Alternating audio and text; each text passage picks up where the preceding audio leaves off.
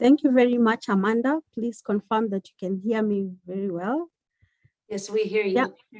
Okay, thank you. So my name is Stella Nyaga, as Amanda has said, and it's really a pleasure to be here to interact with you. It was actually nice to join earlier and enjoying the group that was discussing, because I was able to hear a bit of the discussion and what the different SMEs are doing. So it was nice to meet the team that was there, although I didn't get a chance to talk, which is still fine. So I'm a director of a company called STEM and Train Limited. I do a lot of capacity building, training specifically, and other bits of organizational development, but a lot of trainings on gender, on female and women empowerment, and governance. And it was a pleasure to actually be invited to the WRI conference or event that was happening in Nairobi, where I got to meet with Amanda and Samuel and the rest of the team. And it's also a pleasure to actually be here to talk about gender. So I'll make the presentation as interactive as possible, because I want us to share, I want us to ask questions, I want us to just have an interaction. So if you have a question, please feel free to interrupt me in the as we continue. Feel free to raise your hand or write a question in the chat box, because I know that Amanda will be keen to help me see whose hand is raised or which question is being asked. So I'm going to go straight ahead and start sharing my presentation. Give me a minute to do that.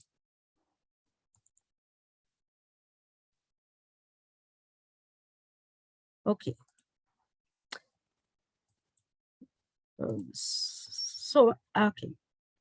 So this training, so this is a kind of a training, but also an interactive session.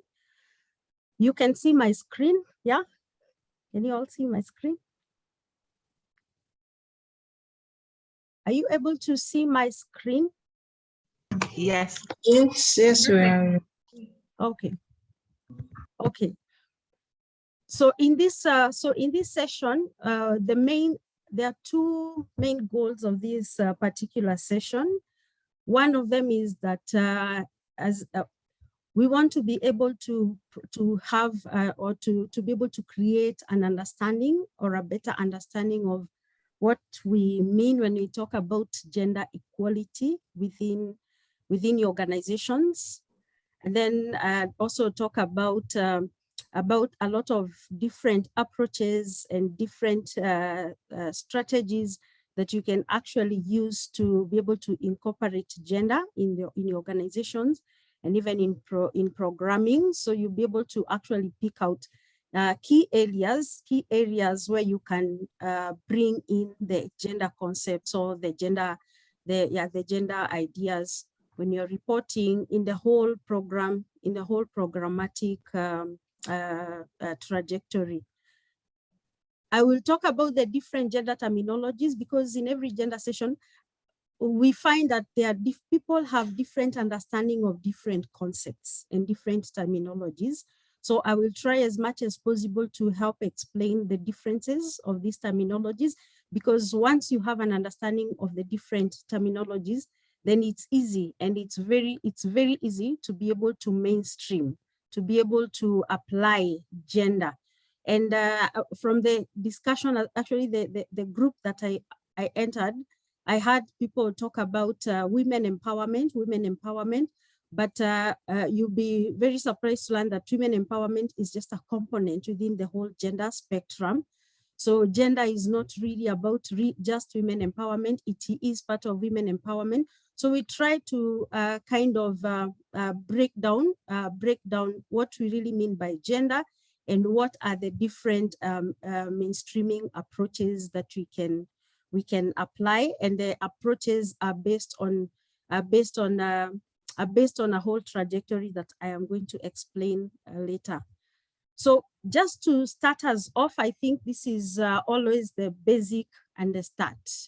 somebody, just please feel free to unmute yourself and try to define or to tell us the difference between gender and sex.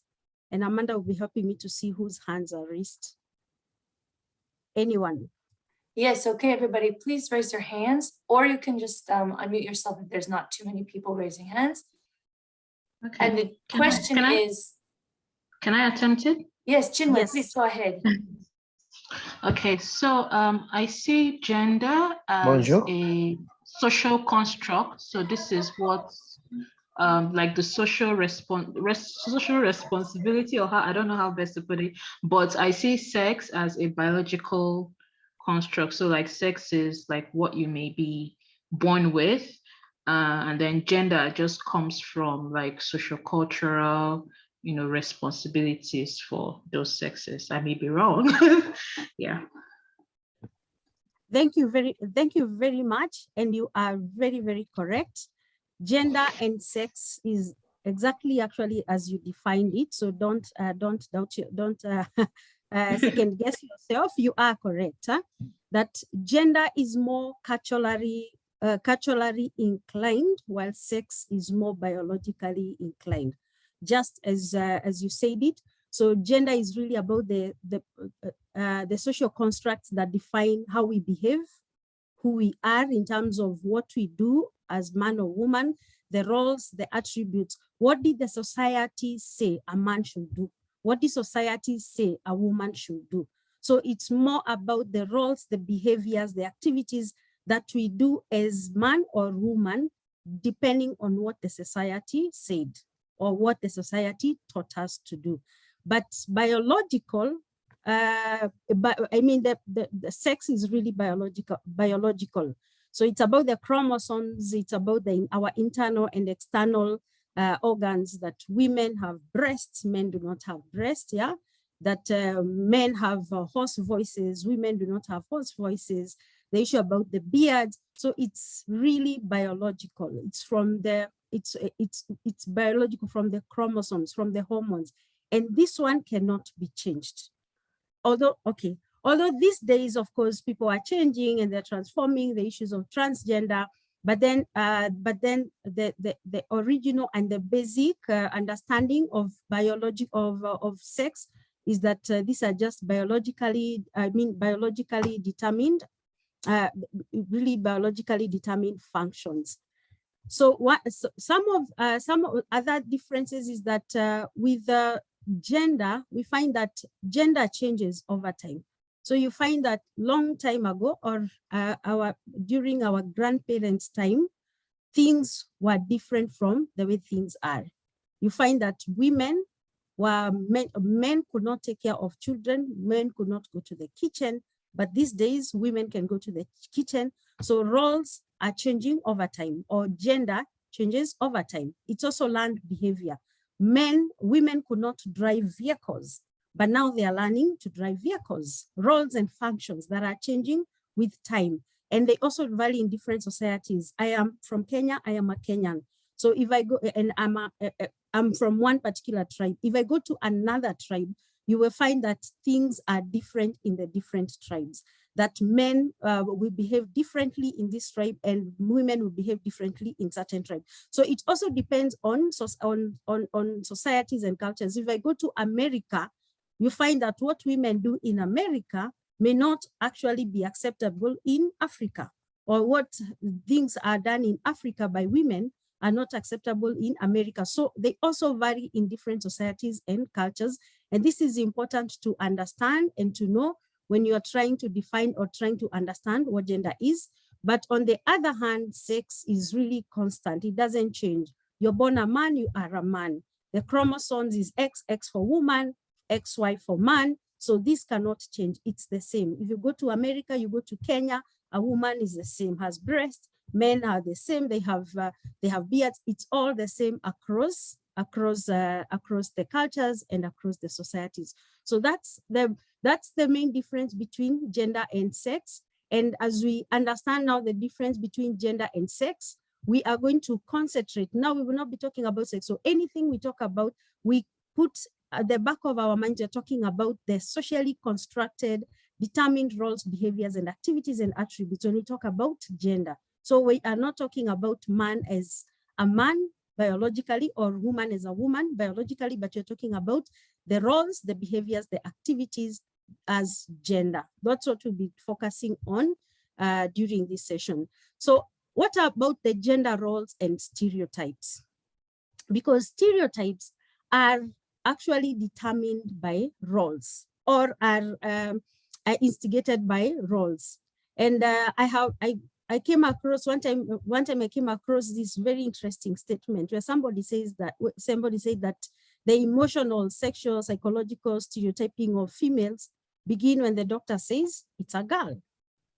And it can be the same, it can also be correct for the opposite, a boy. That in certain communities, the moment a girl comes, a woman gives birth to a girl, and the society knows it's a girl, immediately something happens. Something that may be negative or something that may be positive because of the gender, because of the sex of that person, and what role they are going to play in the society. So stereotyping, somebody said that it begins from there. But then where we are, at the point where we are, where the current generation, the year that we are in, stereotyping becomes something that needs to be changed. But then what is really stereotyping? Because I know somebody may be asking, what then is really stereotyping? Before we understand what stereotyping is, maybe we get some examples of gender roles and sex roles from the congregation. What are the differences or examples, just the examples of gender roles and sex roles? Anyone? Can I try? Yes, please. Women are supposed to be caregivers at home. Men are supposed to be at work. Women are caregivers and men are supposed to work. Okay. That's an example of a stereotype. Thank you very much. And we will come back to that. Thank you very much. Somebody else to give us an example of a gender role and somebody or a sex role or somebody. Just examples. Somebody else. Thank you. Adelaide.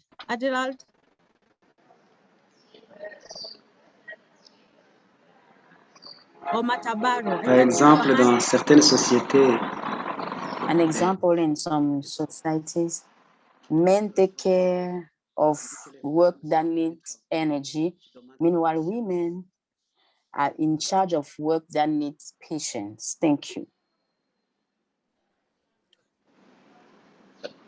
Men are in charge of works like heavy labor, hard labor. Meanwhile, women are in charge of soft. Yeah. Okay. Yes. Yeah. Correct. Yes. That's what society has taught us, that men are the ones who will take care of the hard roles and women will take care more of the soft ones. Correct. Thank you so much. Somebody else, Faye Kasiandi. Yeah, I think gender roles in society is what the society determines how maybe both will act in society, the way they will dress, the way they will behave, the way they will talk to each other, and the way they will commune with the communities. I think that's how I look at it, the gender roles. Very good. Yeah, thank you. Very good. Thank you very much. Very good way of explaining it. Then one more, and then we will continue. Awo Otieno. Okay. Oh, Amara, I can see you're on mute. All right, sorry. Hello. Yes.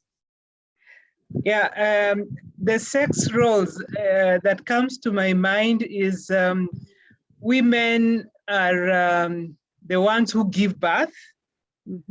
Yet men are the ones who give what the women carries in her womb. Very good, correct. Those are sex roles. Yes, very good. Thank you so much.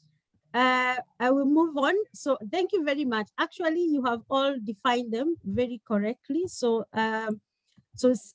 sex roles are actually, as the last speaker has said, these are biologically and physically and sociologically determined functions. So women will be pregnant, they will carry children, they will be pregnant, but men impregnate. Women cannot do that, and men can also not become pregnant. So sex roles is more the roles that are biologically determined. And gender roles, on the other hand, as most of you have actually said, are the behaviors, are the roles and the tasks and responsibilities that men and women learn socially.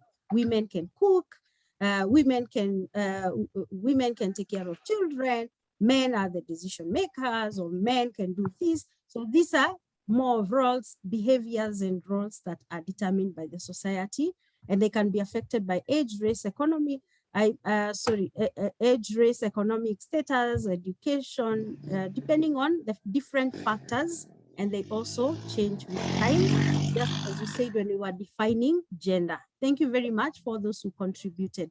So then, what is stereotyping? And somebody already, I think the first speaker already told us, gave us an example of stereotyping.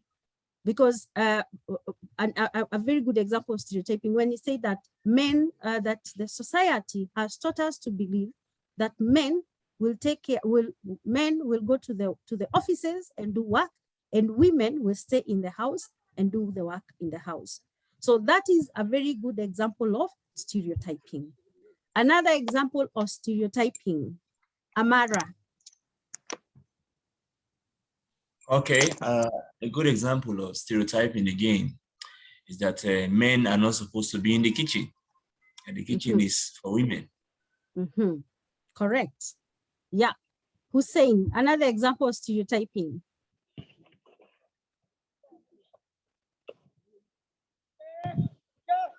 Okay, Florence, I can see you're on unmute. Yeah, another stereotype is the belief that women are not supposed to own property. In fact, the woman is a property of the man. Yes, correct. Yeah, a lot of societies will believe that actually women are property of the men. Yes, a lot of hands that have gone up. Maybe one more, Hanan. Yes.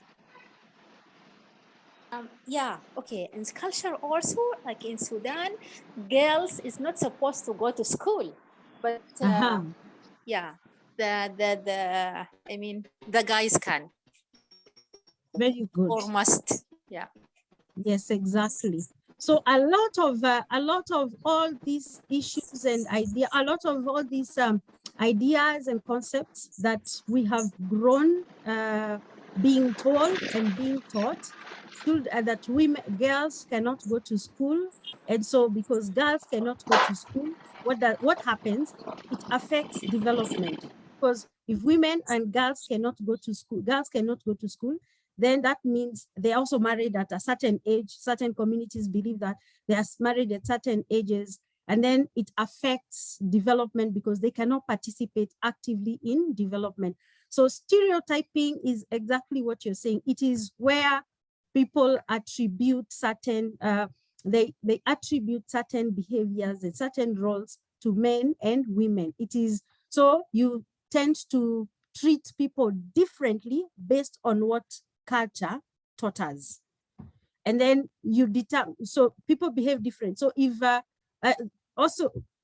so people behave differently, just the different examples that you say, even in relationships, you find that even in a marriage, that women will behave in a certain way because society taught them that they should be cooking. So they're always the ones in the kitchen. Even when they are very much pregnant, they're always the ones in the kitchen.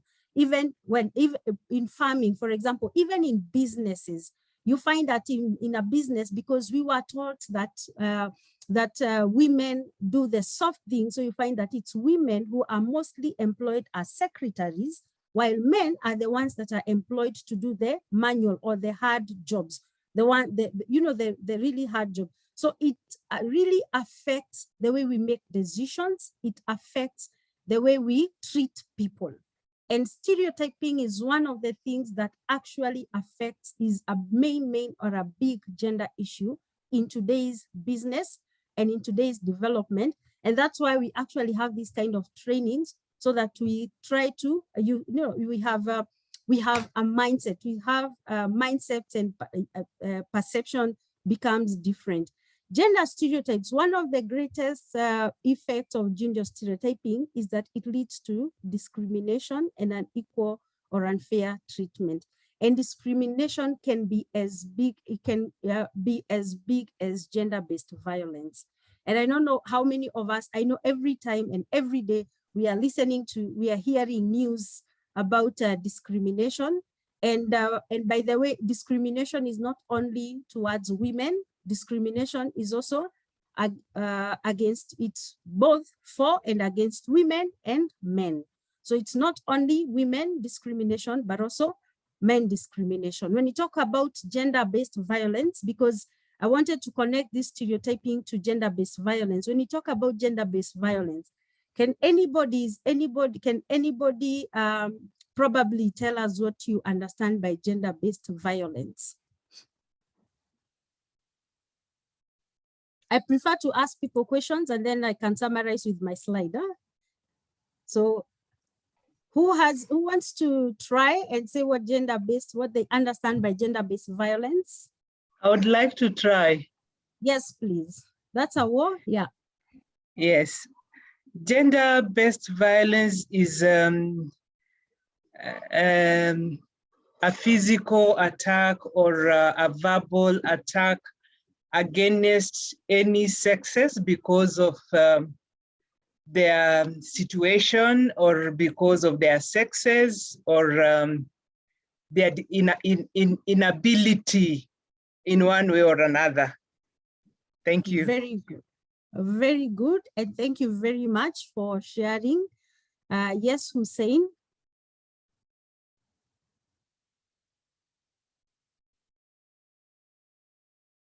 You are on mute, Hussein. I can see you trying to speak.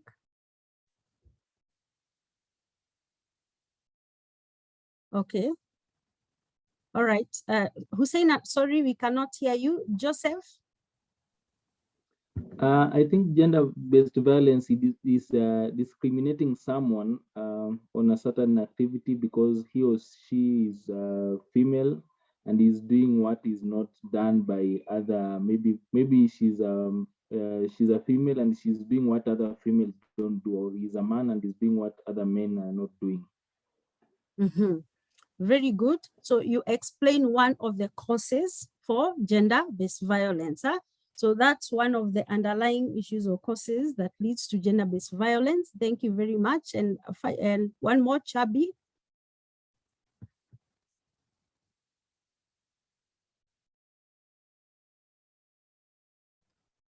Merci. Je suis d'accord avec ce que mes collègues ont dit. Thank you. I agree with what my colleagues said, but I just want to say that it's the fact of imposing a decision or an approach to someone just because of her sex, or because a person is different, has a different sex than us. I think it's the fact of imposing to the other one on the written form or the oral form. That's what I can say. Thank you. Okay. Thank you very much, Chabi. Thank you, everyone who has contributed. So you all correctly said it. I will just summarize it, that gender-based violence is actually an act which is harmful to somebody else. It's violence. We all know what violence is, but it is violence against somebody based on their gender, based on their sex. So it is always, so if for example, I meet somebody on the road and violence can be different. But if I meet somebody on the road and just we have an argument and a violence occurs, whether it's a man or a woman, it may be something, it may be completely different, not because of their sex or not because they're men or women. It's just violence. But then if I meet somebody, example, a man, if I meet a man and because he's a man and he treats me in a way, in a certain way, and I am violent towards that man because he is a man, then that is gender-based violence, based on their gender, based on their sex. So it's not just violence, but it is violence that is based on somebody's sex. So it is, So it is also encompasses threats of violence and coercion, and it can be physical. Somebody actually already said it can be physical, it can be psychological. We'll see at those different forms of violence. And as long as actually it inflicts harm on somebody else, then we call it the gender-based violence, because it may inflict harm on somebody, whether physically, psychologically, mentally. As long as it inflicts violence, it inflicts harm on somebody, then that is gender-based violence. And we are saying that it can be physical because there are different categories. So one, it can be physical, where you beat somebody, you cause pain on that person or an impairment on that person. That is physical and happens a lot, even in marriages. It happens a lot in businesses. And then it can also be sexual, and this happens a lot, especially in offices where there are sexual harassment. We have sexual acts happening because somebody is a woman, then they encounter certain sexual violence. So so gender-based violence can be sexual, where we're saying that any sexual act or attempt to obtain sexual act, unwanted sexual comments or advances, they can be through force or coercion by anyone, regardless of their relationship to the victim. That is sexual-based violence. And then it can also be emotional.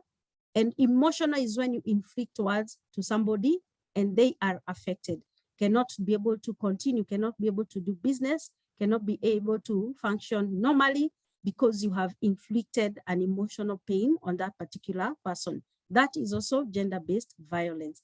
And we see this a lot happening in businesses or in offices and also in homes. And then finally, it can also be an economic, where you deny somebody's access to resources. So women work a lot in farms. I was in the group where somebody said in their community or in their country that it's women who work more in the farms. And that is the same, I think, similar in African countries, where it's mostly women who are working in the farms. But who gets the money at the end of the day? In a lot of cultures, it's men who will get the money at the end of the day. So they get the money and they will do all these other things. The woman does not get the money, and even when she asks, she's denied. It's denial of somebody's resources. Not only monetary resources, it can be any other resources, but any actions that lead to that is economic, gender-based violence. I don't know if there are questions. You will tell me, Amanda, if questions are coming in, or if anybody has their hand raised to ask a question. And so I'd like to engage us in this statement.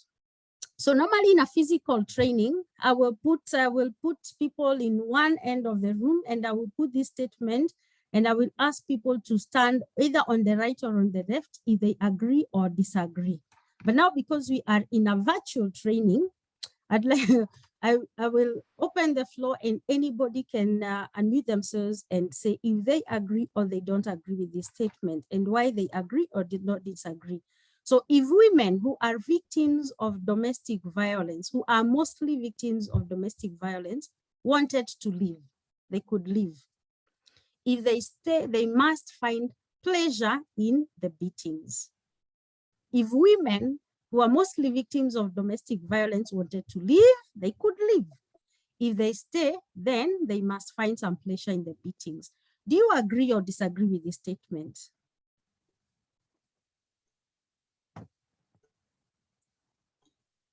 Please, can you? Okay. No, I disagree. You disagree. Why do you disagree? Because sometimes the women would like to leave. But because of some aspects, for example, those who have children. And number two, also the religious beliefs attached to it, cultures attached to it. For example, a woman would be experiencing this man beating the woman, but the woman is not taking any action. Some are even protecting their men, but they are actually dying inside because they are scared of the society they're finding themselves in, or they believe that the man loves them, that's why they are being hurt. So it have many aspects in it, being cultural, being religious beliefs, and also psychologically influenced. Maybe the person is thinking, some of the women maybe somehow from their backgrounds have lacked love. They don't know how much a person should show that I love you. They think that by beating you, they feel that they own you. That's how they should show love. They should show love. So it's incorporated with many things. So some of the women, it's only when you open their eyes and then they say, okay, yes, I would have taken this step. Yes. Very good. Thank you very much for that contribution. Chinwe? Yeah, she said basically everything I wanted to say, but I also wanted to add that, you know, in some cultures, it's even the women that unfortunately shame other women for leaving, you know, abusive environments. As sad as it sounds, it's actually the reality because I don't know about, I can't speak for other African countries, but in Nigeria, where I'm from, there are situations where you know, you report to an elder in the family that, you know, you were beaten, and they reply with, is that all? Yeah. You know, it's seen as it's seen as the norm. He didn't kill you, right? He's taking care of your children, right? There's food on the table, right? You know, so it's not as if it's easy for them to leave. It's both the culture, the religion, and then amongst their peers too. There are no favorable conditions, you know, or support from them enough to leave. Very good. Yeah, very good. And thank you very much. Very good insights and additions. One more from a man. It's good to be gender sensitive. Ulrich. Sorry, I don't know if it's Ulrich. I hope I'm pronouncing it correctly. Jido. Okay. All right. Then Otieno, you can go. I want to agree with the statement. Okay. And I agree because of cultural reasons, because there are cultures which believe that a woman has to is supposed, it's okay for a man to be a man to beat the wife, or culturally we have been told by our mothers previously that even when a man beats you, you just have to persevere. So she's ready to persevere because that is what the culture says, and she has accepted the stereotypes. Very good. So actually you agree with the statement, and because of the things that you have actually discussed, and by the way, this statement has both kind of what is the right word? You can either agree or disagree. It has both, and I like the insight that you it's also ambiguous.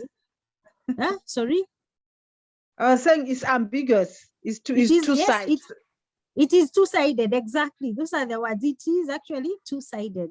It's true and also not true, but depending on how you look at it and depending on where you are actually coming from. And I like the fact that you all bringing in the culture aspect, because it also depends on where we are coming from, where we are based. And why it's important for us to talk about gender-based violence as experts and professionals in our businesses is because as we continue with our businesses and as we continue with development, as we continue with running with the operations and running the businesses, you will realize that there are a lot of people who will not be able to deliver. A lot of staff will not be able to deliver because they are going through this gender-based violence, that they cannot be able to leave their homes, or they have some things that are happening in their homes, which is more related to gender-based violence, and therefore they are not able to deliver the way you would want them to deliver. So it actually affects our work. So if you are a manager, if you are a CEO, if you are an owner of a company, these are things that we need to understand, and understand what is happening with the people in our societies, with the people in our organization, so that we know how do we handle them.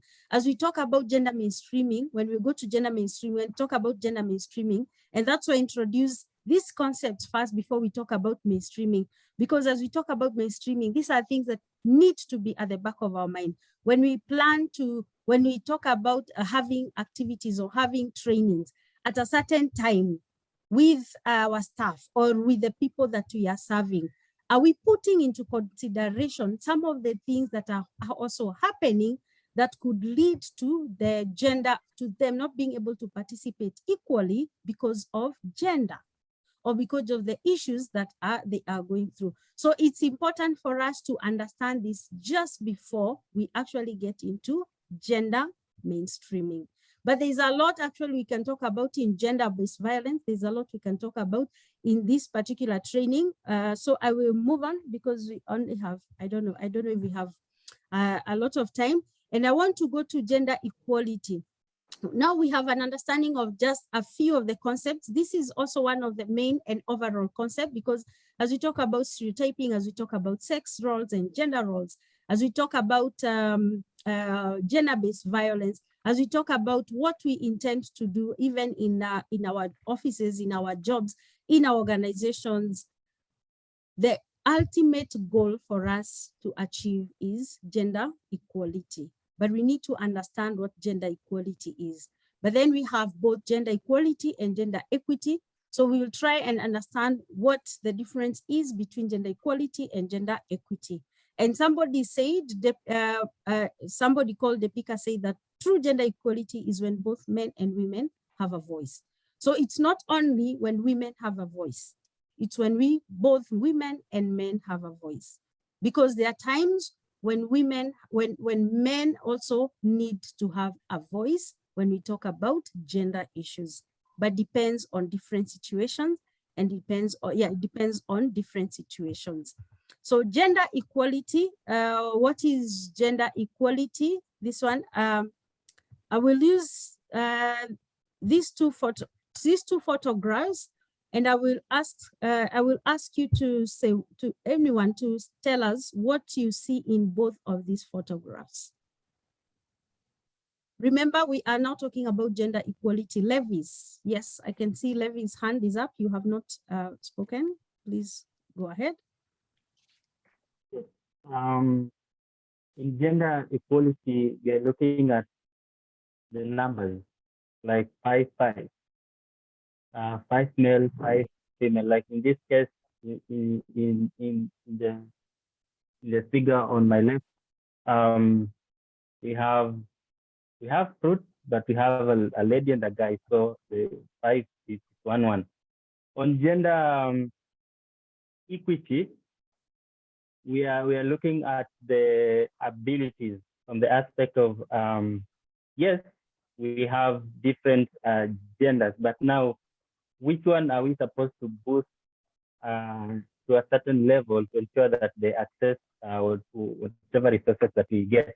You see in the image on my right, with the ladder of the same height, the man can access the food, but the ladder of the same height, the the lady can't. So the inference I'm getting here is that for me to be able to make the lady access the fruit, maybe which is a common resource, I need to make the ladder for the lady higher than that one of a man, so that I end up having both of them accessing the common resource. Thank you very much, Levis. Thank you so much. And I've seen Amara's hand.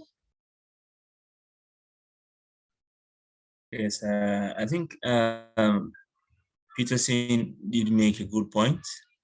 For me, what I see here, gender equality, and as much as they have both been, I want to focus more on the second picture, and as much as they have both been provided a ladder to climb on, we can also see that the man is in a more advantageous position because the tree is leaning towards him and it's leaning away from the woman.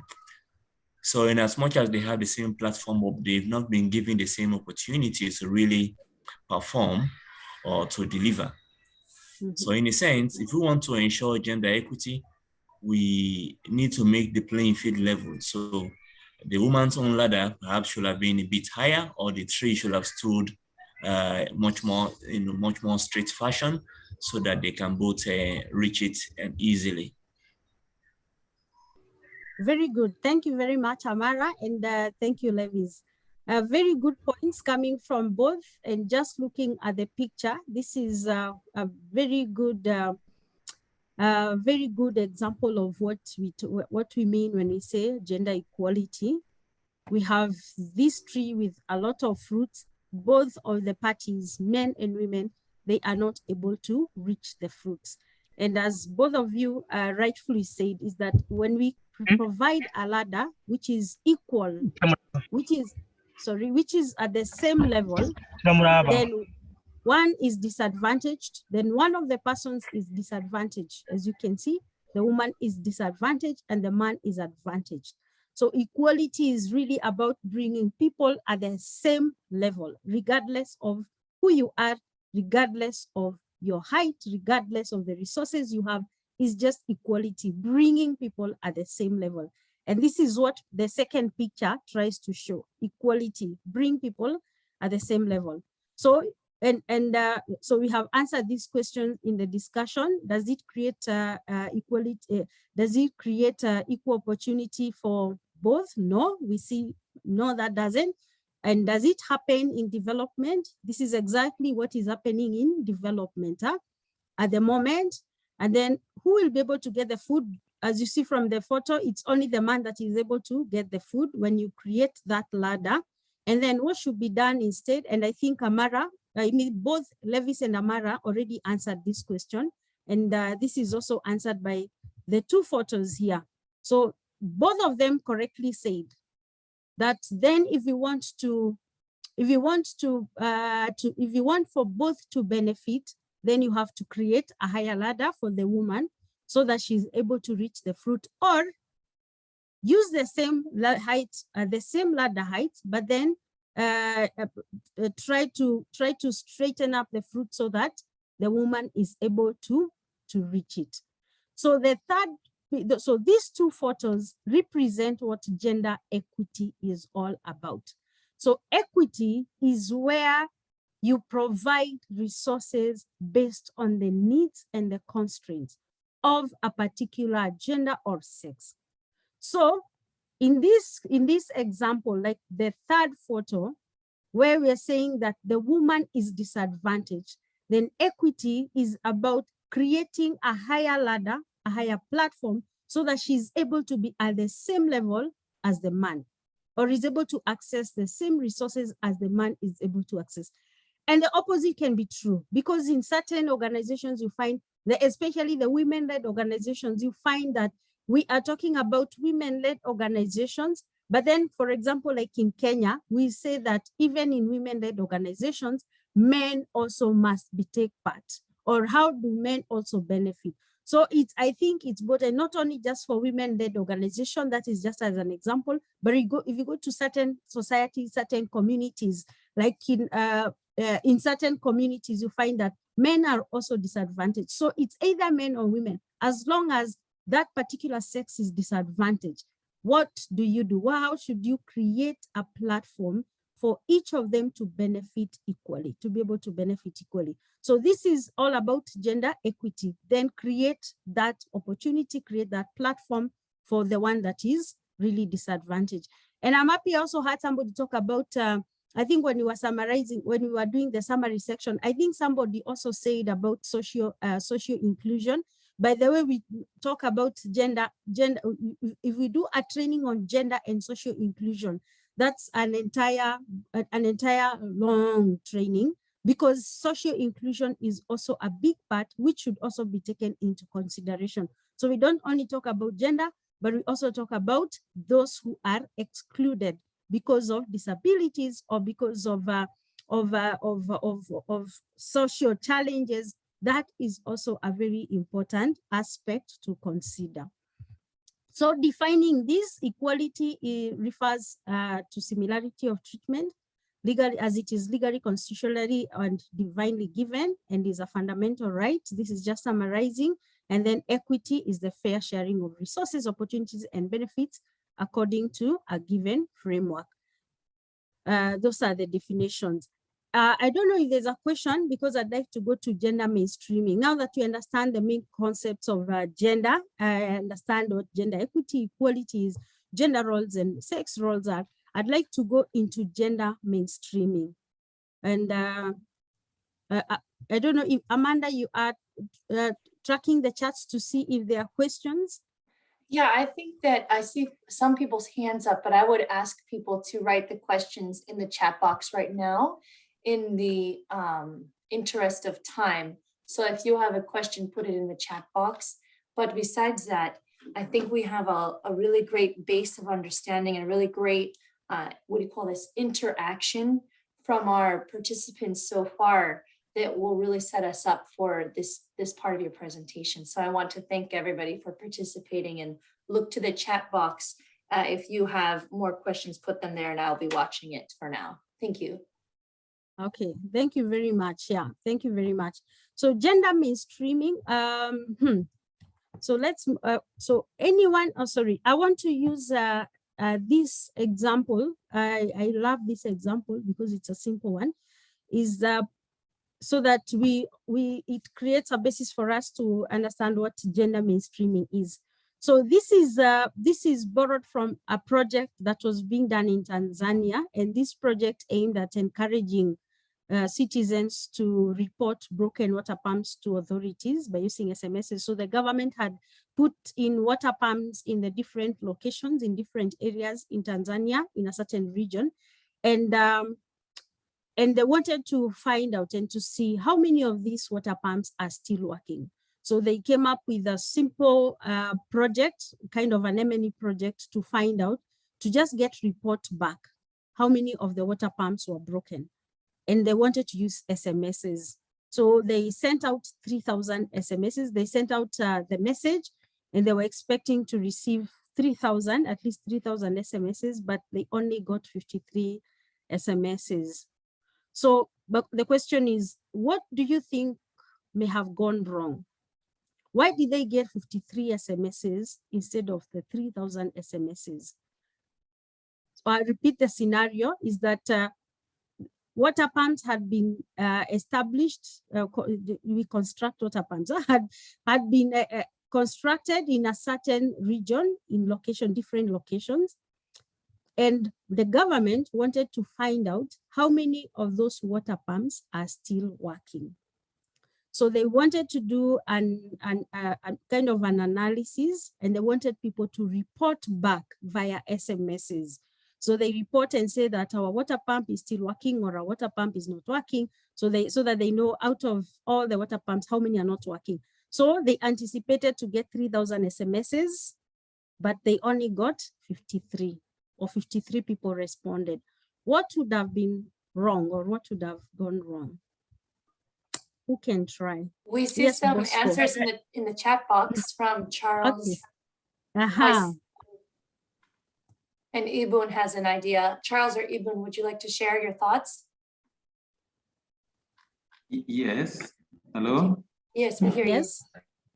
Thank you. 3,000 SMSs and water pans.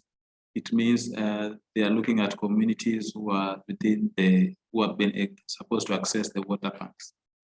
But the biasness was in the mode of communicating and the mode of feedback was to be applied. Maybe they should have said maybe send the SMSs, but the feedback drop them at the chief's office or in a more accessible area. And then the tallying to be done by the chiefs and feedback that will be a more. So I think the challenge was, the assumption was that the community are very good with working with SMSs, and the fact that they know they already have bundles or airtime to be able to communicate. And they also believe that the community are that elite, whereby they are good to get to read and also to effectively respond back to the center. I think those assumptions could have been there more than whether the water pan was effective or not. So I think that was a biasness. Thank you. Okay. Thank you very much for that response. And I want the next person, as you're responding, to remember that you are in a gender class. And I'll respond as a gender expert. Thank you very much. Aha. Somebody else. Next person. Remember, you're in a gender training. Huh? So I want you to think of the gender aspect. What would have gone wrong? Bosco, you want to try? Okay. And it's correct. What you, yeah. Okay. So typically in rural communities like these, and as depicted in this image here also, it's the women who go to fetch the water. And it's so funny that on another platform, we're discussing this very same thing right now. In northern Nigeria, women who have doctorate degrees are not permitted to kind of be visible on social media. So even if they have phones, there's a limit to which they can use the phones. But in this particular scenario, we're looking at the women who are using the facility, the water pump, don't have the phones to communicate or send that SMS that is required by the government. Very good. Very good. And actually, you now spoke like a gender expert. Thank you very much. That's actually what I was looking for, because there are many reasons as have been given, of course, by the first speaker.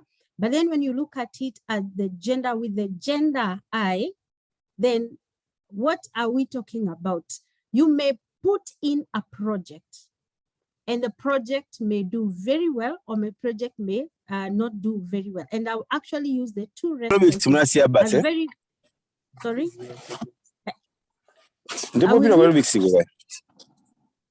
Oh, somebody is trying to say something. So I will use the two. Give me a second. Something in the background. Yes. Okay, go ahead. Sorry about that. Yeah.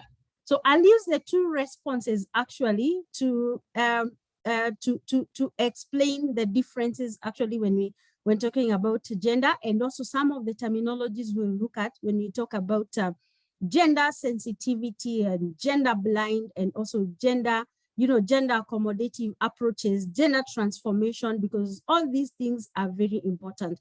So when we are talking, when you are in a, when you have a project and you want to think about, when you want to really incorporate gender, then you must think like a gender person.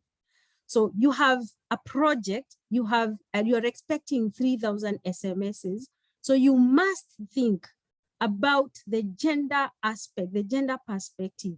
Who in the community actually draws water? It is the women.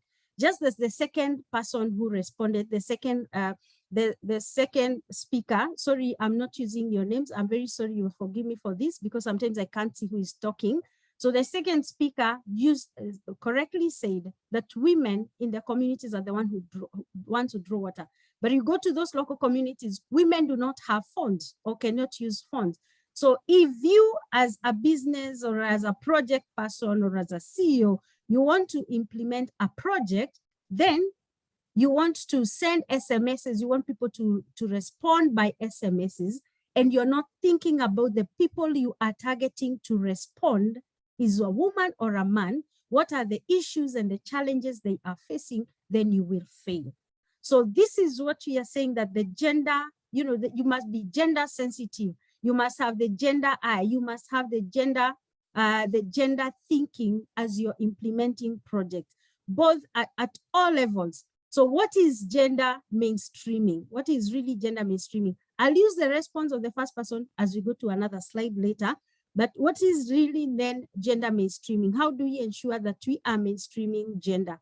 Gender mainstreaming, just to define it, before I go on, but to define is just a strategy that makes sure that the concerns and experiences of women, men, boys, and girls are integral part of the design. So as you're designing a project, if you're designing a project to collect feedback from the communities, then you're thinking of this design.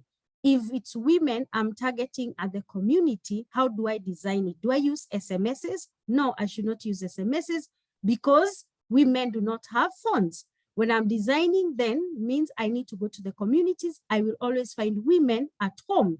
So send people to go at home and talk to the women. When you're implementing, you must have it's a strategy also where you imply when you implement, not only designing, also when you implement that project, when you monitor and evaluate all policies and programs, anything that you do along the programmatic approaches, then you must consider gender. That is what you're saying, gender mainstreaming. And up to reporting. Reporting is missing here, but even up to reporting. And all we want to achieve is gender equality at the end of the day. So gender mainstreaming is not adding a woman's component, and I will repeat this, I said it at the beginning, it's not really about adding a woman's component. And using that example of the pump, of the water and the pump, we are not really talking about adding a woman's component. It's women who are affected, but it's not really adding a component for women to benefit, but it's really about thinking about who is affected. It's women who are affected. So how do we reach these women?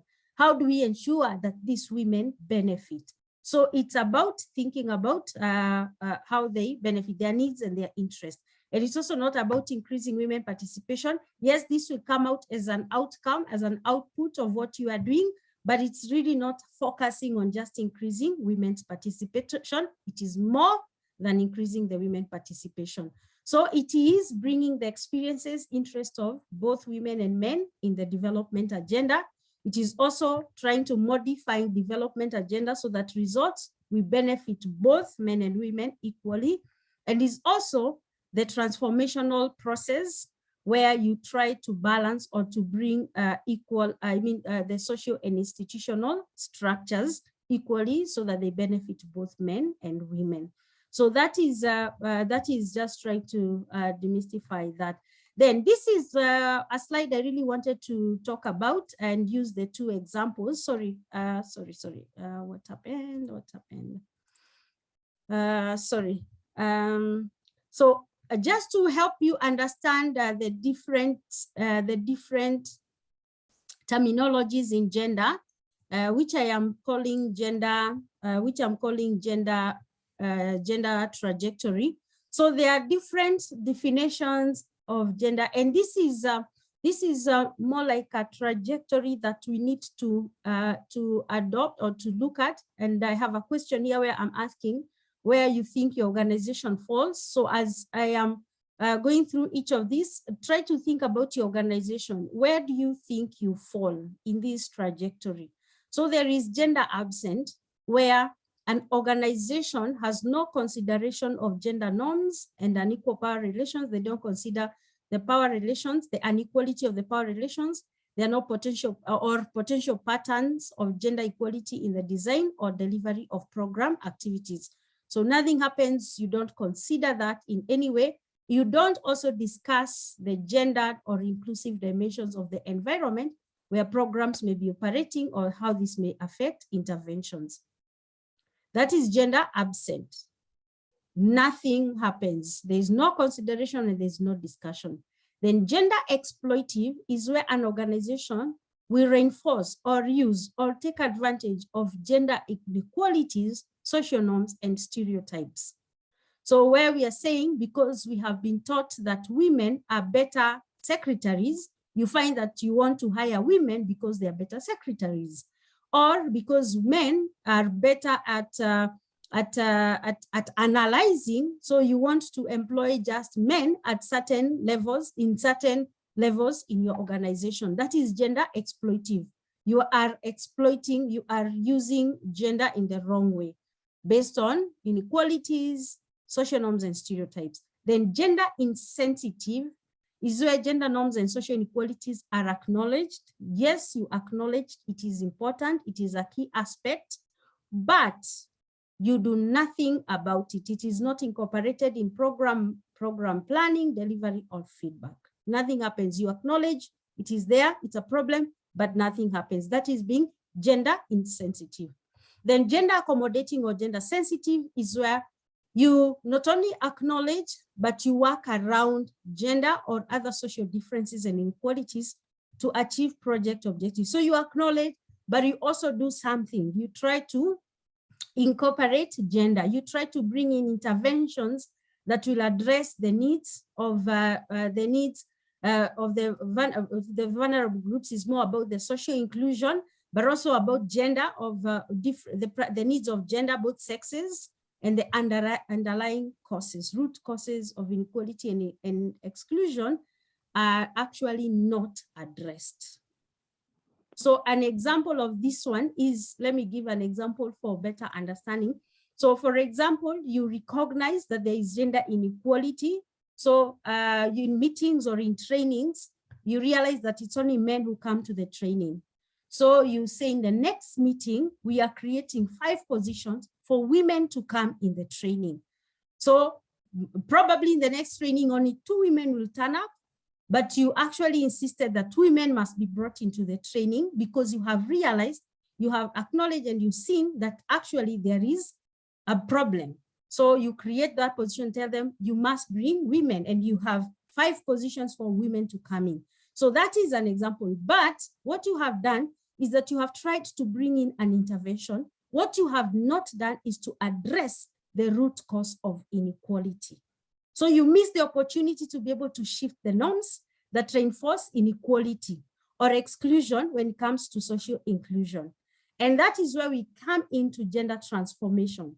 Gender transformation is where you actually try to understand what are these underlying root causes. Women are not coming to the meetings because they are busy in their farms early in the morning, busy with the school children, preparing the kids to go to school, or in the evening, they are very busy. They have to go back home and milk the cows and prepare dinner for the family. So they don't want any commitment for early mornings and early evenings. So in your training, instead of just saying, we are creating now positions for 5 women to participate in this training, what you do is that you try to address the underlying causes and say, we are going to start our trainings at least at around 10 and finish by 3:30, so that we are creating the opportunity for women to participate. That is what we're saying, gender transformative. You go an extra mile and address the root causes. So based on all these 5, and we are trying, you try to achieve is to move from either the first 3 are really not gender responsive. So we try to move from the ladder from being gender absent, gender exploitative, or gender insensitive, to at least being gender insensitive or gender transformative, but mostly moving really to being a gender transformative organization. So I don't know, based on your organization, I don't know where we are or where we think we are. Anyone who wants to share where they think they are? Yeah, I can see somebody said, Zimungu said that in gender transformative. Joanne also said they are very much gender accommodating and sensitive in their organization. Very good. Very good. Yeah, I can see some responses. Somebody is in gender sensitive. Very good. Yeah. So based on this, so look, go back, sit, and then try and see and understand if you are in gender, if you're gender insensitive or you're gender sensitive, we need to move, we need to transition to being gender transformative organizations. And that is mostly with trying to address the root causes of why there is inequality in our organizations. I will continue. So there are different approaches that can be applied to ensure that we are a gender transformative organization. So the basic one is gender analysis. The basic and the most important is to do a gender analysis. And that is the start of everything. You must always start with gender analysis. And sometimes we are doing a lot of interventions when we have not really done analysis. That is the very first action that you should take. Then there is gender planning. There is responsive budgeting. When you're allocating resources, you need to allocate resources that will support gender activities. There is also gender specific action implementation, monitoring and evaluation, knowledge sharing, and some bonus, which is appointing a focal person and capacity building. All this may take a whole day's training, each of these, but I'm only going to talk about gender analysis, monitoring and evaluation, which are the two most very important for your organization. So gender analysis, what is gender analysis? I will also try to rush because I see that time is also running. So what is gender analysis? Gender analysis is, Bosco, you want to say something, or this was a hand lifted earlier? It was lifted earlier. Thank you. It was lifted earlier before you moved to this part. But I had a question regarding gender accommodative and gender transformative. I wanted to use an example of one experience we had in training youth on entrepreneurship. Most women were being denied that opportunity by their husbands, and most young mothers could not come because at the time they were looking for jobs. Yeah. So one approach was to, and then there was no many women coming for the training. So one was to develop flyers and marketing specifically for women who are young mothers. So is creating room for mothers who are breastfeeding to breastfeed within the training confinements. So which one is gender transformative and which one is gender accommodative?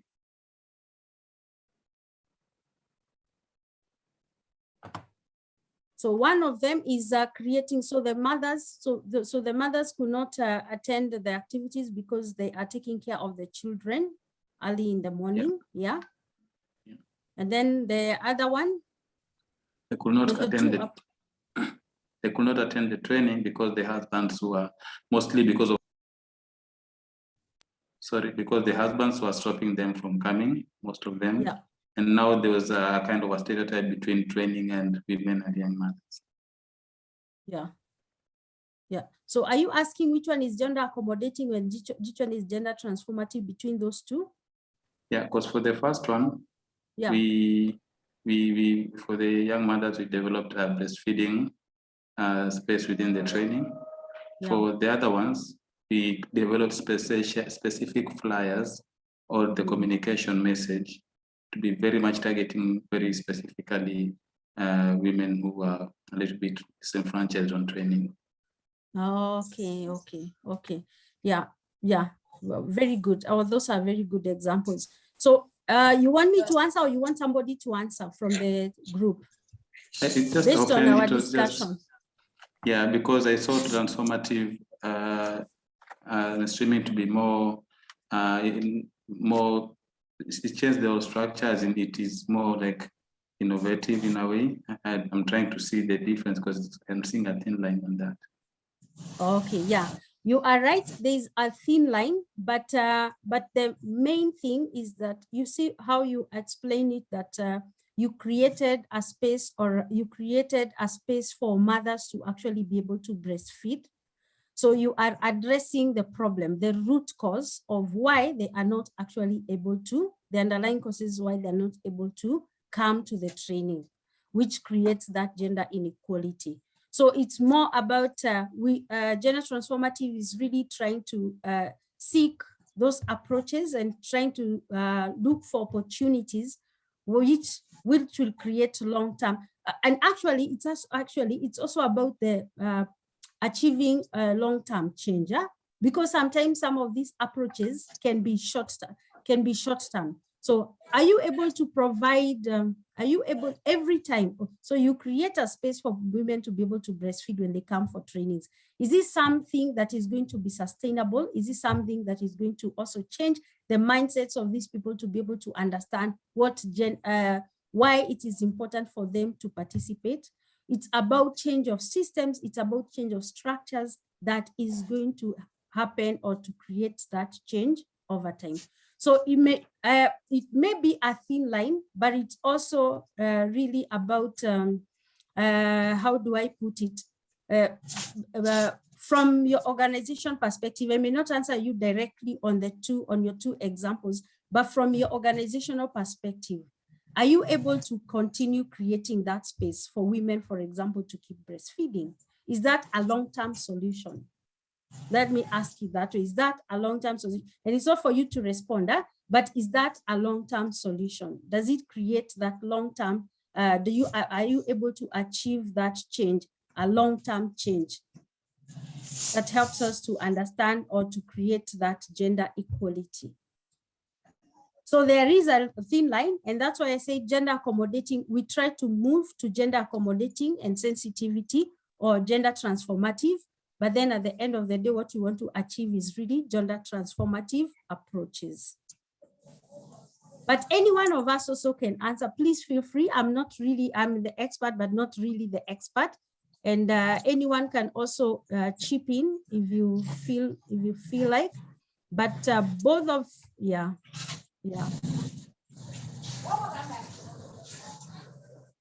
Okay. So maybe something also to think about, even as we sit down, the approaches that we introduce in the organization, whether it's flyers and communicating to women and to men, whether it's training and how we do these trainings, whether it is projects that we introduce and how we introduce these projects. I think the overall goal is gender equality is something that is an outcome, is really a long-term do we say it as a long-term achievement, is a long-term outcome, is what we want to achieve in the long term. So the approaches and the projects and the trainings and anything, interventions that we introduce, are they going to create a long-term effect in society, or are they just short-term? I think that's the easiest and the simplest way to do it. Okay. Okay, so let me talk about gender analysis. So gender analysis, and using the example, and somebody else is unmuted. So gender analysis is a tool for examining. So when we talk about gender analysis is when we are trying to identify and to differentiate the differences between roles, to the differences in roles and norms for women and men, girls and boys. And then we also try to understand the different levels of power they hold, who makes decision, at what level, at home, in the businesses, who makes decision. So we try to analyze the levels of power, and then what are their differing needs, constraints, and opportunities for both men, women, boys, and girls, and the impact of these differences. And we analyze this. So to be able to conduct a good gender analysis, we need first to understand why we are doing gender analysis in the organization.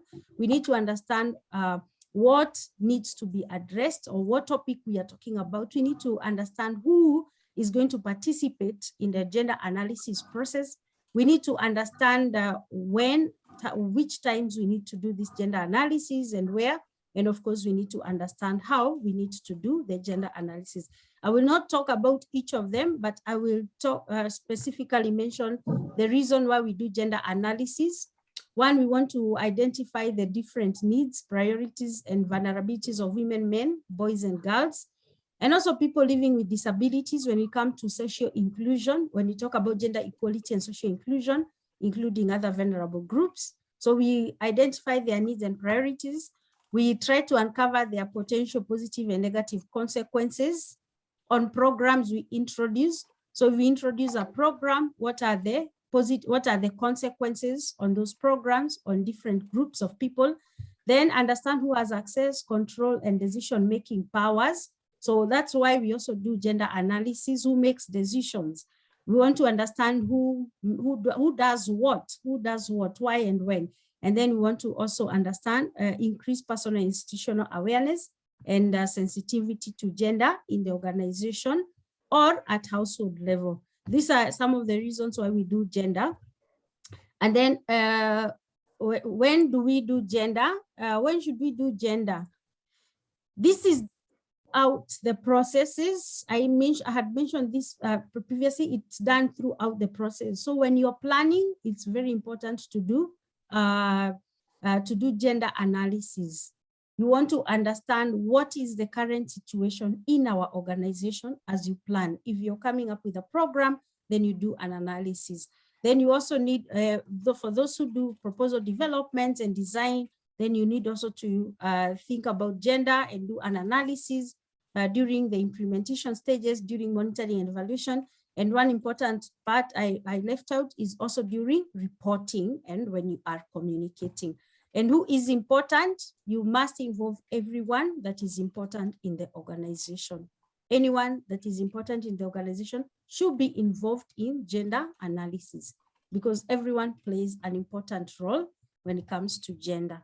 But the most important and the tip is when you're planning, even when you are planning, when you're applying for grants, when you're starting a business, when you're starting an intervention, anytime when you start, the beginning is always the best time to do gender analysis because that is what will inform on your interventions. So, and then how do we do gender analysis? I will briefly talk about the 4 steps.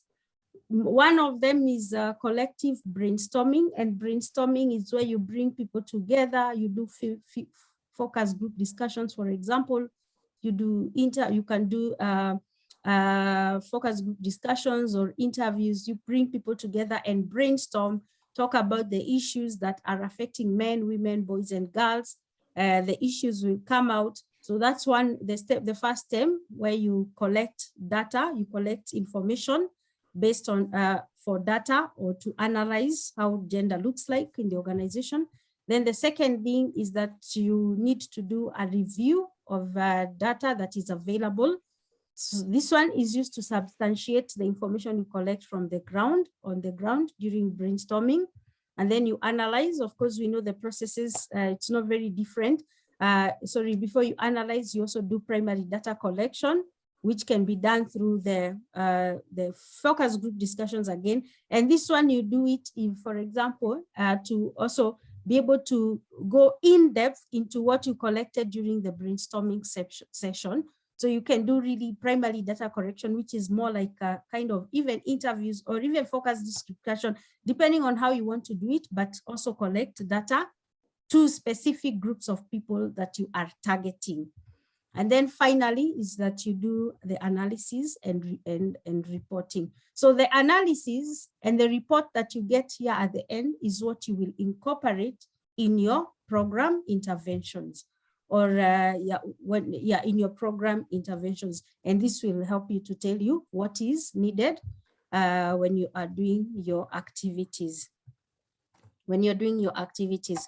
Gender sensitive monitoring and evaluation. So once you have done that, you plan. Actually, once you have done this, because this is a cyclic, this is actually a cyclic process, is that once you do the gender analysis and you have done the final one, analysis and reporting, is that you will use the report and the analysis and the data you receive to do gender planning, which is the next step. And then when you do the gender planning, and gender planning is basically like, for example, you say, so when we have done our analysis, we have realized that we have less women in the leadership. So the plan is that we are going to increase more women by, for example, doing some more trainings for women, or by, for example, creating projects that are going to ensure that more women are active, or we are going to create a gender policy in the organization, because when we did the analysis, we realized that people do not understand the gender issues. We do not have a policy, so we need to create a policy. So planning is really about what are you going to do to address the gaps. And then gender responsive budgeting is how should we allocate resources? So we allocate resources. So if, for example, in our plan, we say that we need a certain, we need to do a gender policy, to develop a gender policy, do we need a consultant? So we are allocating money or funds to support that particular process. And then the implementation, and then as we are implementing, this is where monitoring and evaluation comes in. And this is what I want to talk about, monitoring and evaluation, because one of the main questions that comes so much is about the indicators. How do you monitor gender? How do you really monitor gender and gender issues? And monitoring and evaluation, one thing is always seen as this very big monster, or is something that is only for a specific group of people in an organization. But that is not true. Monitoring and evaluation is done by everybody. And this is basically just trying to review the extent to which projects or ideas or interventions are addressing key issues. And we want to assess the impact and the effects of projects or actions, and want to reveal whether they are addressing different priorities and needs. So if you identified when you are doing a gender analysis that women are disadvantaged in a certain area, then, and we put in a project, so we want to come back and assess the impact and the effect of these interventions. Did they really help to address the needs we identified? Did if we created the space, like the example that was given, we created a space for women to breastfeed, are more women coming into the meetings because there is now a space for them to breastfeed as they attend the meetings? Is it creating an impact? Is there any effect? If it is not, then what do we need to do? If it is, then what do we need to do also extra? Then it also assesses the changes in gender relations and contributes to the challenging inequalities.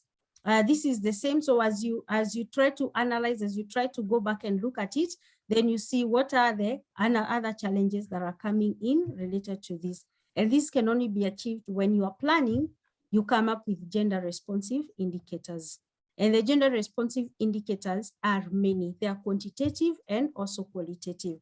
And because I've spoken so much, I want somebody to give us examples of gender responsive indicators. Anyone who can give us examples of gender responsive indicators? Examples of gender responsive indicators?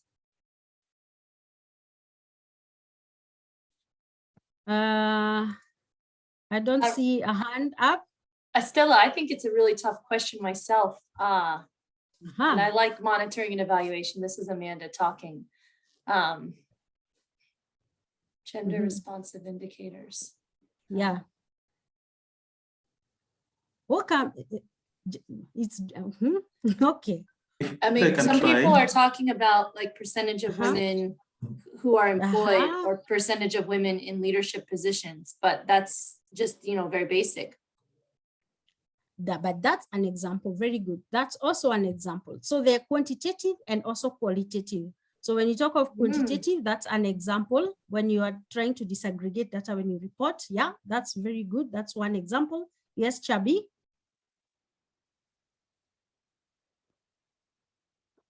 Can I respond? Oui. Yes. Merci. Merci beaucoup, Stella, pour ce brillant exposé. On a beaucoup appris. Oui, vous avez posé la question. Thank you, Stella, for your presentation. We've learned a lot.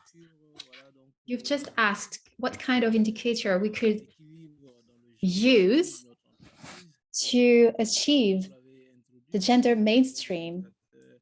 Qualitatif et d'autres quantitatifs. You told about qualitative and quantitative indicator, and I would say that the percentage of women that are involved in our activities, but also when it comes to qualitative elements, it depends on the positions. Are women able to decide? Are they decision makers? Are they involved when it comes to decide? This is my opinion. Thank you. Thank you very much. Thank you very much. Yes, very good. One final one, Jean Paul. Somebody who has not spoken. Is it Jean Paul? Sorry if I pronounce your name wrongly. Jean Paul? Oui, est-ce que je peux parler, Jean-Paul? May I say something, Jean Paul? I'd like to talk in French. Yeah.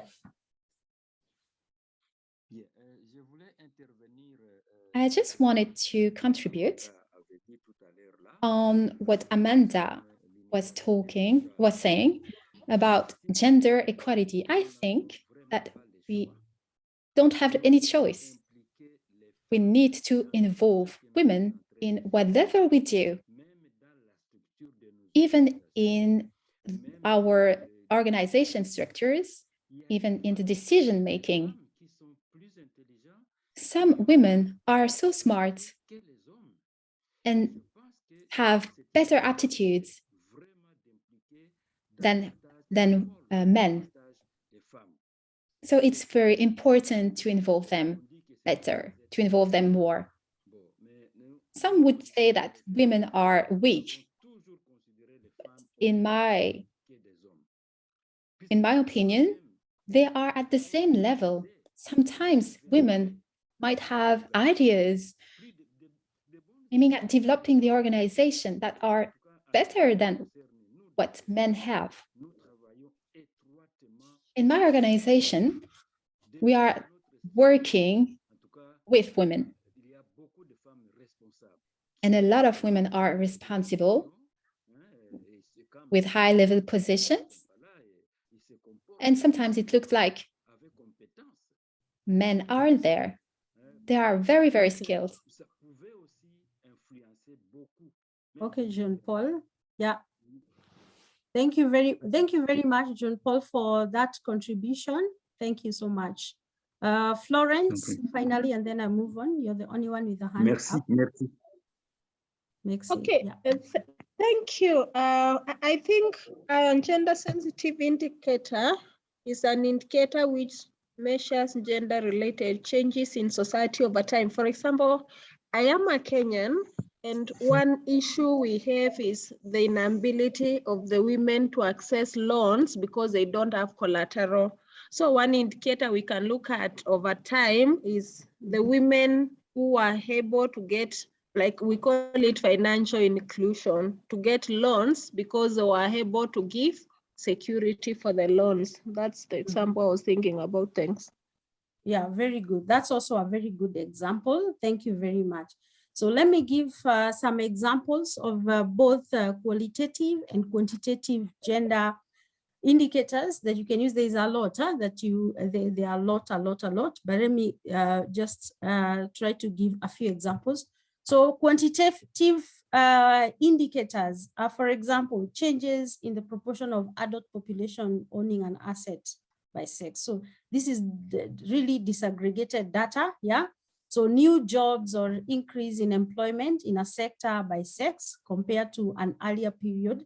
So you are trying, and by the way, gender responsive. So we're talking about gender responsive indicators. These are when you are, for example, we're talking about the beginning of a program, a project intervention. So these are indicators that should come up so that at the end of the program or intervention, you're trying to see what has been the change. Has there been an increase in employment of in a certain sector by sector?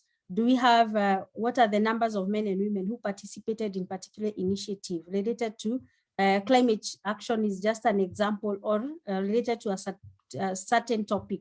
The average number of hours spent on paid and unpaid workers in the sector.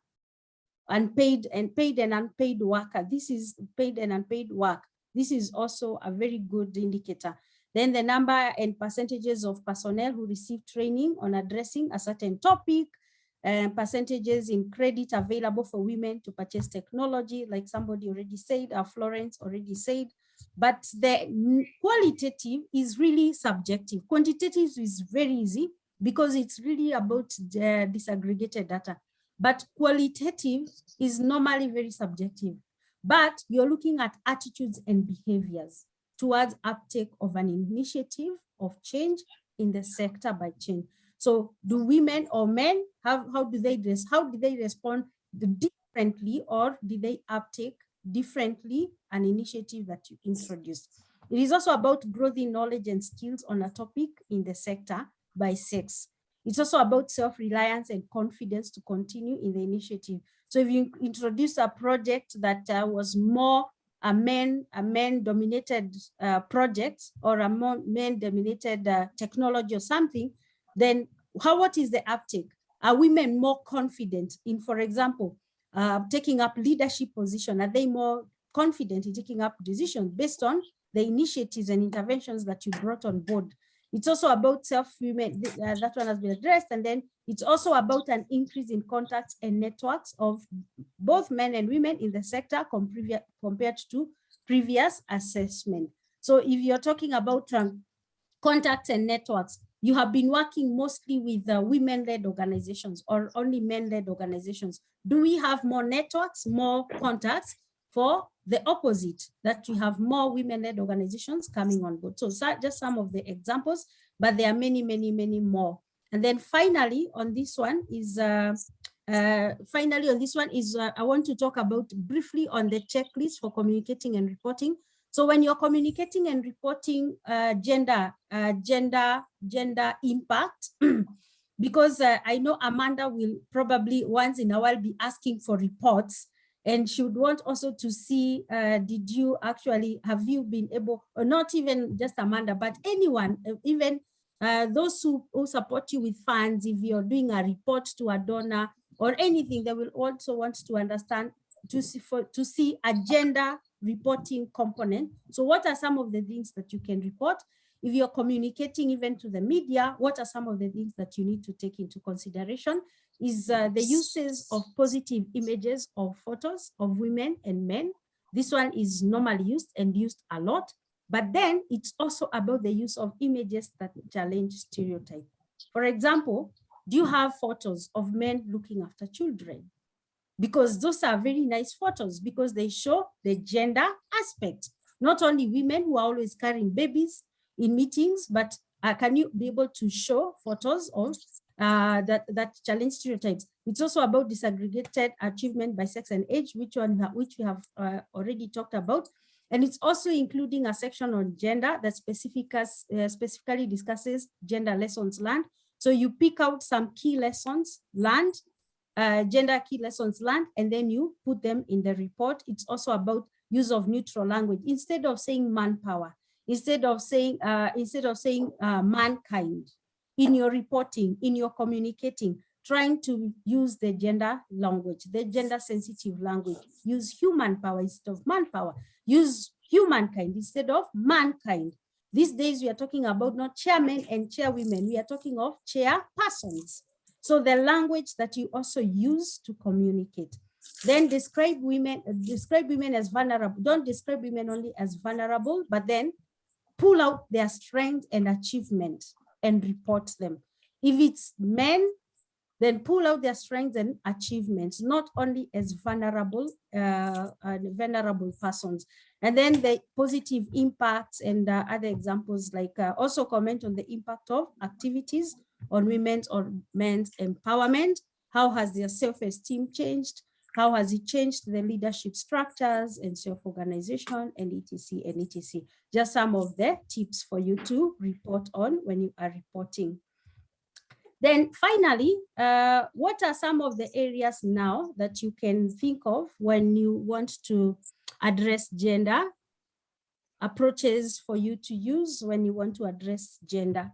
So one, Stella, we are a little bit over, so I hope that people are interested in staying on for this. This is a really important part, so I just wanted to let you know about the time.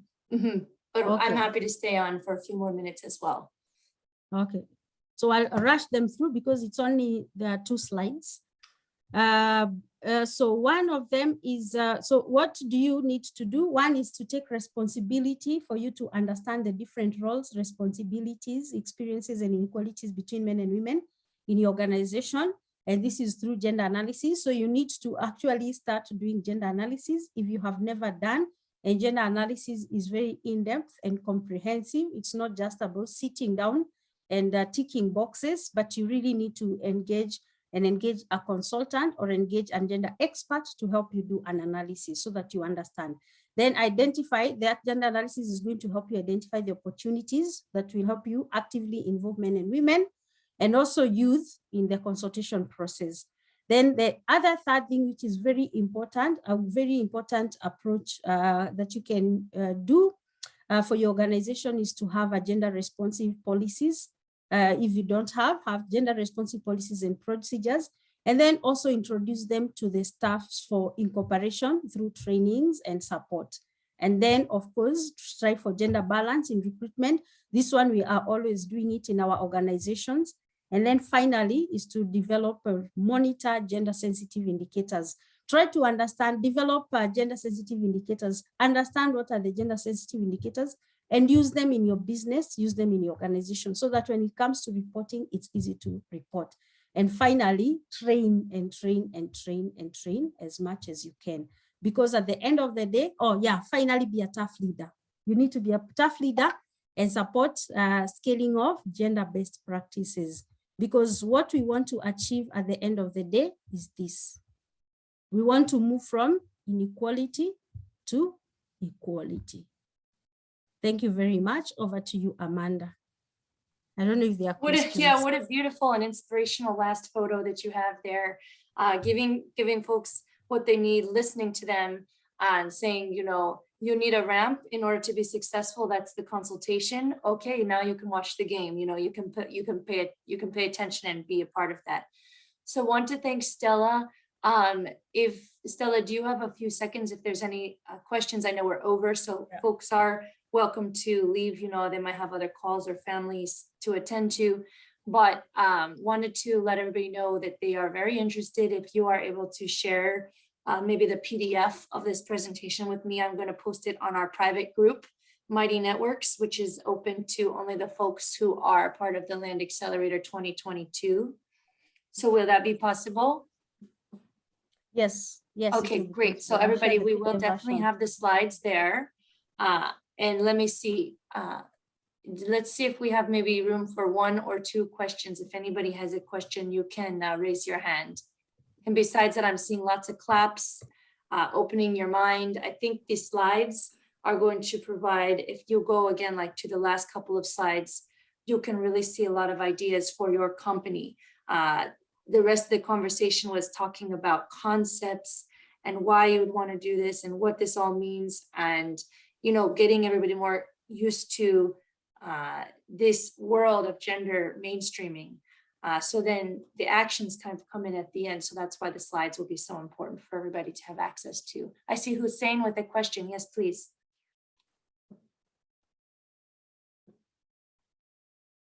Hussein, you are muted in case you wanted to ask the question. I unmute myself. Is okay now? Yes. Yeah, it's excellent presentations, but I doubt its applicability for profit-making business organizations. Do they really have time and the resource to do all these process? For NGOs, development organizations, understand it's important, it's possible to do. Am I clear? Yes. Very clear. Yes, very clear. Actually, I did work with a coffee organization, or I did support a coffee organization, and it is very, very for profit. Sorry, Stella, for profit. Oh, sorry, I had that coffee. question was also asked in the chat, and I wanted to also ask, how you address that, because for-profit organization always ask about impact and gender. Is it important for them to do that? If you can please address it. Thank you. Okay, sorry. I had coffee. Maybe I'm missing coffee. So yeah, but yes, it is possible. Yeah, okay, yeah.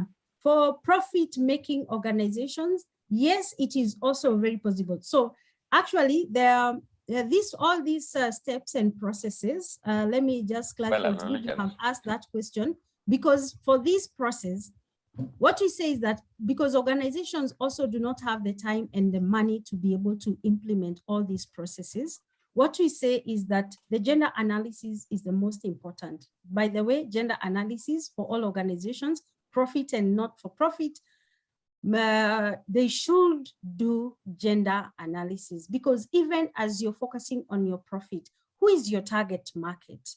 And then when for profit, because if I'm now thinking of a profit-making organization, then you will also want to analyze and see who is my clientele. Is it all men, mostly men or women? And why are one of the sexes, one of the gender is not really, for example, buying my products or not participating in my product? So an analysis can be at any level. It is at organization level. It's also at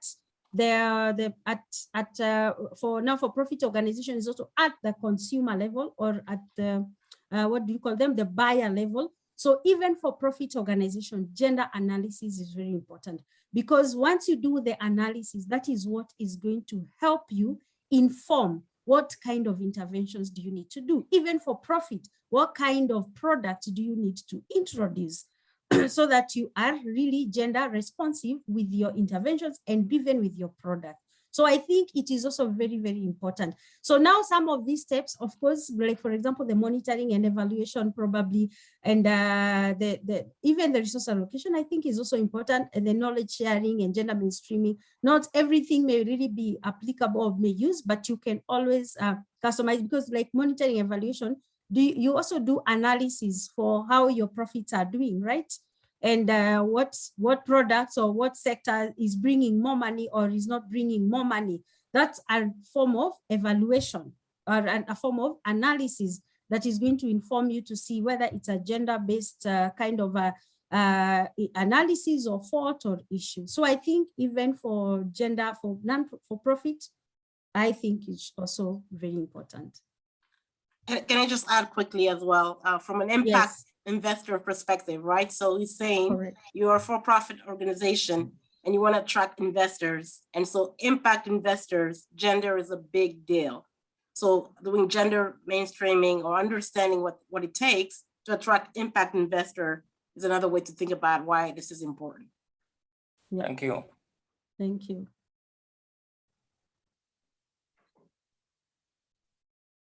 Well, I think that was a very important conversation, and I'm seeing in the chat box a lot of people saying women do all the work, but it's the men who get paid. And again, that is part of a gender analysis that everyone can do, and that's something that, like I said in my example earlier today, that Jane Maigua did and started to pay women directly through their phone apps. And so that's a part of a gender analysis that each person can do and think along the lines of everything they're doing.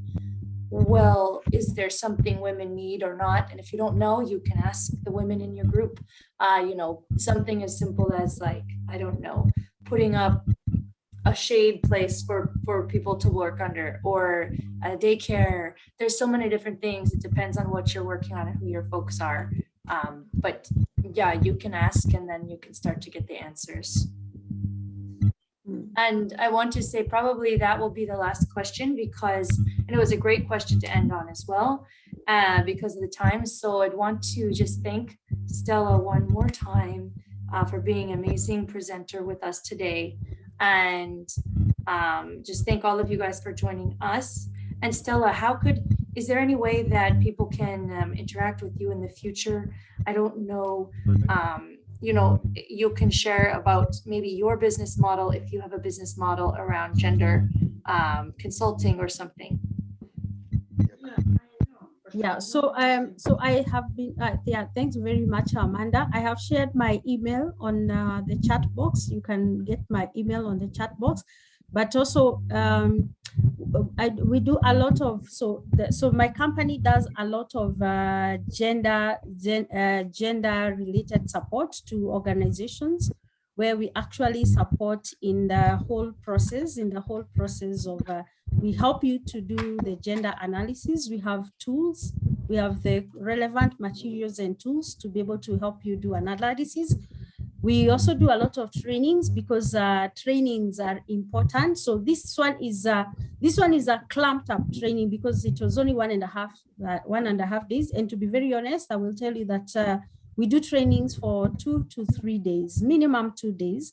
So very short trainings is just a quick one, but if you want to do a proper training for your organization to really understand gender, we do those kind of trainings. So we customize the training materials for your organization. This one is very generic because we have a lot of organizations from different sectors, but then we customize it to your particular organization. So once we do the trainings, then we, from the trainings, we do our work plan, which involves now the whole process.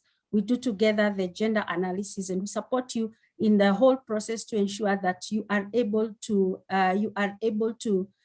become a more gender accommodative or gender transformative organization.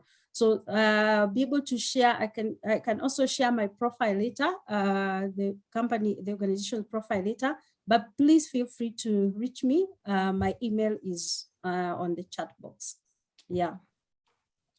Thank you, Stella, and thanks everybody.